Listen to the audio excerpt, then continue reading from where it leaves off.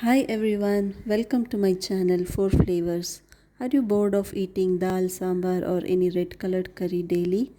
Then make this beans curd curry which tastes really good with rice and it's very easy to make. So let's get started. First of all, wash the beans and remove its fibers and cut them into 1-inch pieces.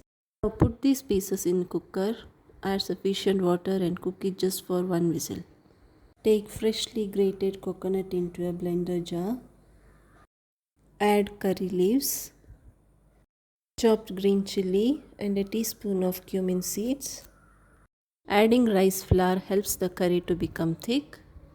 Add sufficient water to grind it into fine paste. Now the paste is ready. Add this paste to the cooked beans. Add the salt. Now bring it to a boil on the medium flame. Once it is boiled, add the curd, mix it well, boil for 2 more minutes and switch off the flame. You can add little water to adjust the consistency. Now let's add the seasoning.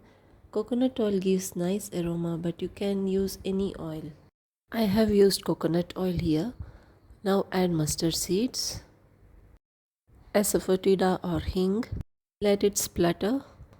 Add this to the curry and mix it well. It tastes better when served with steamed rice.